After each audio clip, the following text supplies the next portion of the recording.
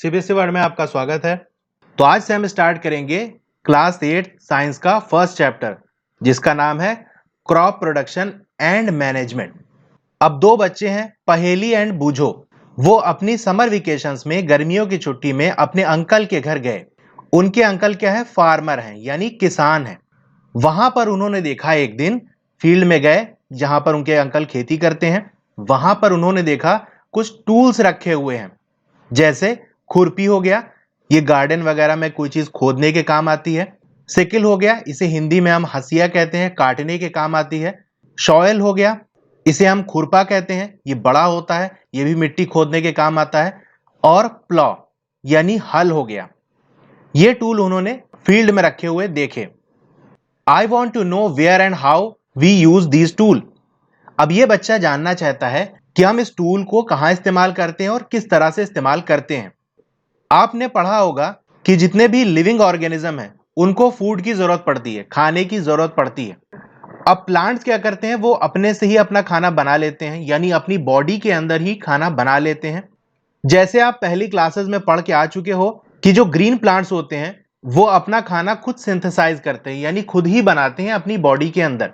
और जैसे एनिमल हो गए या ह्यूमन बीइंग हो गए, ये अपना खाना खुद से नहीं बनाते, यानी बॉडी के अंदर नहीं बनाते। हम बाहर बनाते हैं खाना। पकाना एक अलग चीज है, खाना बनाना एक अलग चीज है।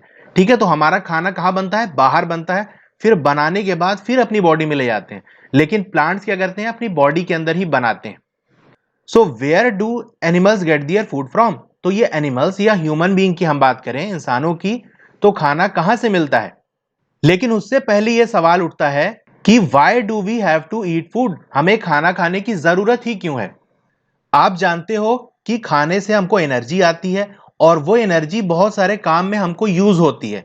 ठीक है, जैसे बॉडी के बहुत सारे फंक्शन है, जैसे डाइजेशन होना, खाने को हजम होना, रेस्पिरेशन, इससे क्या होता है, हम सांस लेते हैं, उससे हमारे बॉडी के अंदर एनर्जी बनती है। ठीक है, ऑक्सीजन हम बॉडी के अंदर ले जाते हैं और कार्बन डाइऑक्साइड बाहर निकलती है। और एक्सक्रीशन हो गया कि हमारी बॉडी के अंदर जो वेस्ट मटेरियल है, जो गंदगी है, वो बॉडी से बाहर निकालना। तो इन सारे कामों के लिए हमें एनर्जी की जरूरत पड़ेगी, और वो एनर्जी कहां से आती है, फूड से आती है। इसीलिए हमको फूड की जरूरत पड़ती है।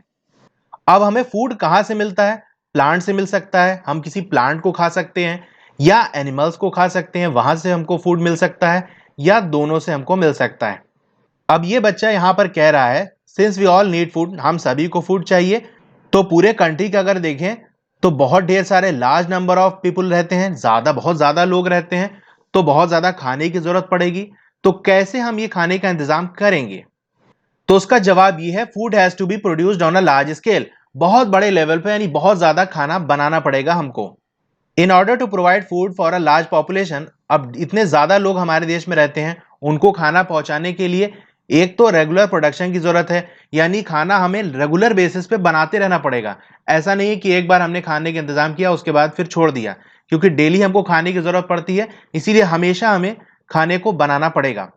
और उसका प्रॉपर मैनेजमेंट हो गया। अब जैसे खाना हम क्या खाते हैं, चावल हो गया, गेहूं से हम रोटी बनाते हैं, वो खाते हैं। तो ये गेहूं या चावल या दूसरी और भी चीज जो खाने की है वो कैसे बनी, उसका सारा मैनेजमेंट करना। जैसे बीज डाली होगी, वो बीज कैसे कहां से मिली, फिर पानी देना पड़ेगा, पानी का इंतजाम कैसे हो, कुएं के जरिए दिया जाए, ट्यूबवेल के जरिए दिया जाए, नहर के जरिए दिया जाए। ये सारा मैनेजमेंट में आता है कि कैसे हम इस काम को करेंगे, कैसे हम खाना तैयार करेंगे। और फिर बन जाने के बाद उसका डिस्ट्रीब्यूशन, ये तीन चीज बहुत जरूरी है। डिस्ट्रीब्यूशन में क्या है, अब आप ऐसा तो है नहीं कि आपको गेहूं की जरूरत होती है तो आप गेहूं के खेत में जाते हो और किसान से कहते हो गेहूं दे दो, चावल चाहिए तो चावल के खेत में जाते हो, ऐसा नहीं करते ना। आप जनरली दुकान पे जाते हो और वहां आपको सारा सामान मिल जाता है। इसका मतलब जो खेत में गेहूं, चावल या और दूसरी चीज हुई थी, वो डिस्ट्रीब्यूट हुई, अलग अलग जगह गई, दुकानों तक पहुंची, तभी आप तक मिल पा रही है। तो डिस्ट्रीब्यूशन भी बहुत जरूरी है, ताकि हर किसी तक ये खाना पहुंच सके। अब बात करते हैं हम agricultural practices. Till the 1000 BCE people were nomadic. अब ये बीसीई क्या है, इसे हम, इसका फुल फॉर्म होता है बिफोर कॉमन एरा। ये एक कैलेंडर है एक टाइप का, जैसे आजकल हम यूज करते हैं कि 2020 चल रहा है, 2020 चल रहा है, 2021 आएगा, 2019 चला गया, तो वैसे ही एक कैलेंडर है। जो बहुत पहले यूज होता था, बहुत पुराने टाइम को दिखाने के लिए यूज करते हैं हम। यानी जनरली आप अंदाजा लगा सकते हो कि जो हम बात कर रहे हैं वो 10,000 साल से भी पहले की बात कर रहे हैं। उस टाइम यानी 10,000 साल से भी ज्यादा पहले लोग क्या होते थे, नोमैडिक होते थे। यानी वो एक जगह नहीं रहते थे कि एक जगह घर बना लिया और वहीं रहने लगे, वो अलग अलग जगह जाते थे। वो क्या करते थे, they were wandering in group from place to place in search of food and shelter. वो खाने की तलाश में और शेल्टर में जहां वो जाकर रह सके, उसके लिए वो जगह जगह घूमते थे। क्योंकि वो खाना बनाना जानते नहीं थे, तो उनका एक जो ग्रुप होता था, 100 लोग, 50 लोग या और ज्यादा, तो जहां रहते थे अगर वहां खाना खत्म हो जाता था तो फिर वो दूसरी जगह निकल जाते थे जहां पर उसे उन्हें खाना मिल जाए, फूड मिल जाए और शेल्टर मिल जाए, जैसे गुफा वगैरह है, पहाड़ों के अंदर जाके रहने लगे। तो वो अलग अलग जगह जाते थे। और वो क्या खाते थे, रॉ फ्रूट एंड वेजिटेबल, कच्चा फल और कच्ची सब्जी खाते थे। फिर धीरे धीरे वो एनिमल की हंटिंग भी सीख गए, जानवरों का शिकार करने लगे अपने खाने के लिए। फिर और बाद में क्या हुआ, वो कल्टीवेशन करना भी सीख गए, खेती करना। और खेती करके वो राइस यानी चावल, गेहूं और दूसरे खाने के जो क्रॉप्स हैं, फसल हैं, उसको वो पैदा करने लगे।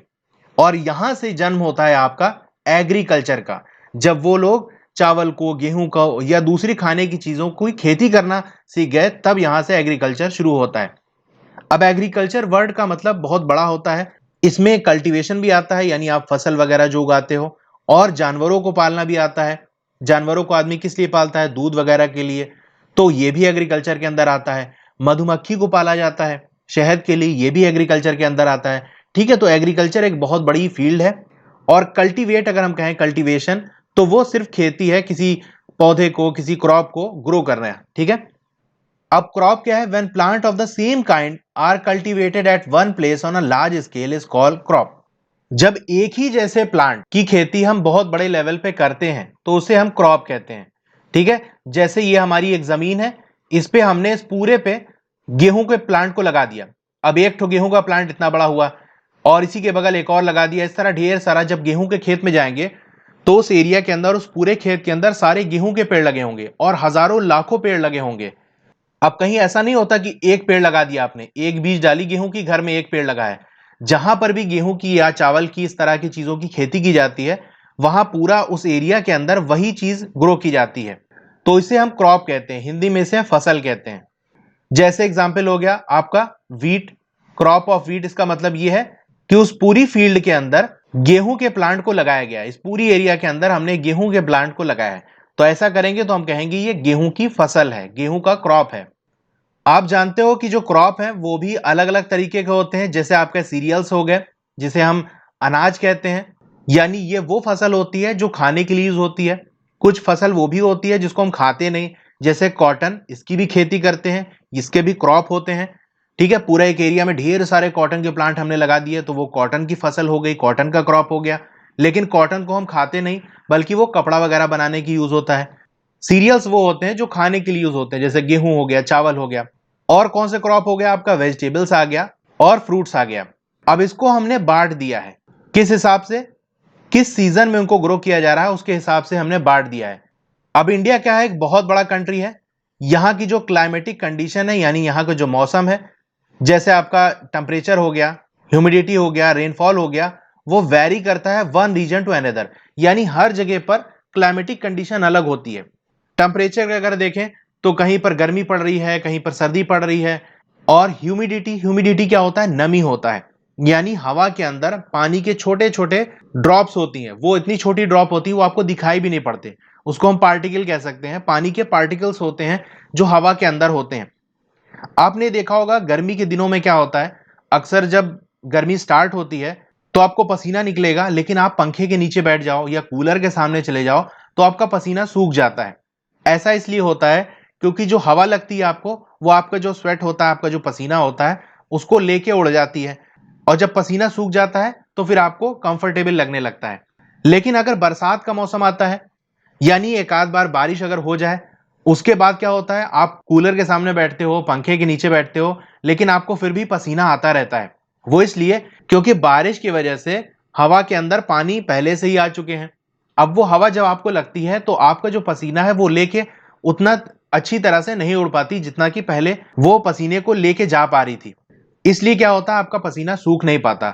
तो हम कहते हैं बहुत ज्यादा नमी हो गई है, ह्यूमिडिटी हो गई है। तो अलग अलग जगह पर ह्यूमिडिटी भी अलग होती है और रेनफॉल, कहीं पर बारिश ज्यादा होती है, कहीं पर कम होती है। इसी तरह there is a rich variety of crop grown in different parts of the country. इसी तरह अलग अलग तरीके की जो क्रॉप्स हैं, फसल हैं, वो अलग अलग देश के हिस्से में ग्रो की जाती है। डिस्पाइट दिस डाइवर्सिटी, डाइवर्सिटी यानी अनेकता, यानी जो ढेर सारी तरीके की फसल ग्रो की जा रही है, तो बहुत ज्यादा तरीके की फसल है, लेकिन हमने जो क्रॉपिंग पैटर्न है, यानी किस समय कौन सी फसल को ग्रो करना है, कब चावल ग्रो करना है, कब गेहूं को ग्रो करना है, उसके हिसाब से हमने क्लासिफिकेशन किया है, बांटा है। अब दो जो इंपॉर्टेंट है वो आपको देखना है। पहला आपका खरीफ क्रॉप हो गया। ये वो क्रॉप है, ये वो फसल है जो बारिश के मौसम के अंदर ग्रो की जाती है, यानी रेनी सीजन के अंदर। और रेनी सीजन कब स्टार्ट होता है? जून टू सितंबर। इंडिया की बात करें तो जून टू सितंबर में बारिश होती है हमारे यहाँ। और इस मौसम में यानी खरीफ सीजन के अंदर कौन से क्रॉप ग्रो किए जाते हैं? आपका पैडी हो गया। पैडी यानी धान। ये इमेज में देख सकते हैं, ये पीला पीला ये धान है, इसके अंदर चावल होता है। ठीक है, ये वाली इमेज भी देख सकते हैं, ऐसे पीला पीला कवर होता है। जब इस कवर को हम हटाएंगे तो इसके अंदर से सफेद सफेद चावल निकलेगा। तो जब इस पे कवर लगा रहता है तो हम उसको धान कहते हैं, जिसे इंग्लिश में पैडी कहते हैं। और कवर हट जाता है तो उसके अंदर से चावल निकलता है, जिसे हम राइस कहते हैं। और आपका मेज हो गया, यानी जिसे हम मक्का कहते हैं, भुट्टा कहते हैं। और इसका इंग्लिश में दूसरा नाम कॉर्न होता है। पॉपकॉर्न आप खाते होगे, तो वो जो कॉर्न होता है उसे मेज कहा जाता है। फिर आपका सोयाबीन हो गया, ग्राउंड नट हो गया यानी मूंगफली, और आपका कॉटन हो गया, जिससे कॉटन के कपड़े बनते हैं। ये सारे खरीफ क्रॉप हैं, क्योंकि ये खरीफ सीजन के अंदर यानी रेनी सीजन के अंदर ग्रो किए जाते हैं। फिर दूसरा जो क्लासिफिकेशन है वो कौन सा है? रबी क्रॉप। ये विंटर सीजन के अंदर ग्रो किए जाते हैं। और विंटर कब हमारे यहां पड़ता है इंडिया में? अक्टूबर टू मार्च, यानी अक्टूबर, नवंबर, दिसंबर, जनवरी, फरवरी, मार्च, इसके अंदर ये ग्रो किए जाते हैं। तो जो ग्रो किए जाएंगे जो क्रॉप्स, उन्हें हम रबी क्रॉप कहेंगे। इसमें आपका वीट आ गया, गेहूं आ गया, ग्राम आ गया यानी चना, पी यानी मटर, मस्टर्ड यानी सरसों, सरसों का तेल जिससे निकाला जाता है, और लिनसीड यानी अलसी, अलसी का नाम सुना होगा। तो वो ये सब रबी क्रॉप्स हैं। इसके अलावा जो आपका पल्सेस है यानी दाल है और वेजिटेबल है, ये समर के मौसम में, गर्मियों के मौसम में बहुत सारी जगह पर ग्रो की जाती हैं। ठीक है, अब हम पढ़ते हैं basic practice of crop production. अब क्या करना पड़ेगा जिससे हमें क्रॉप मिले? फसल को उगाने के लिए, फसल को हासिल करने के लिए हमें क्या करना पड़ेगा? अब इस बच्चे का एक सवाल है, यह पूछ रहा है कि पैडी को हम विंटर सीजन में क्यों नहीं ग्रो करते? तो जवाब यह है, क्योंकि जो पैडी है, आपका धान है, उसको बहुत ज्यादा पानी की जरूरत पड़ती है, इसीलिए रेनी सीजन के अंदर हम ग्रो करते हैं।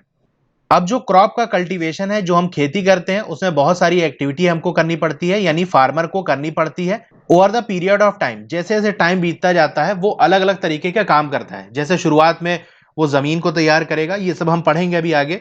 उसके बाद वो बीज डालेगा, फिर वो धीरे धीरे बड़ा होगा, पानी डालेगा, फिर एक टाइम आएगा उसको काटना पड़ेगा। तो टाइम के हिसाब से वो अलग अलग काम करता है एक फार्मर, तब जाके हमें क्रॉप मिलता है।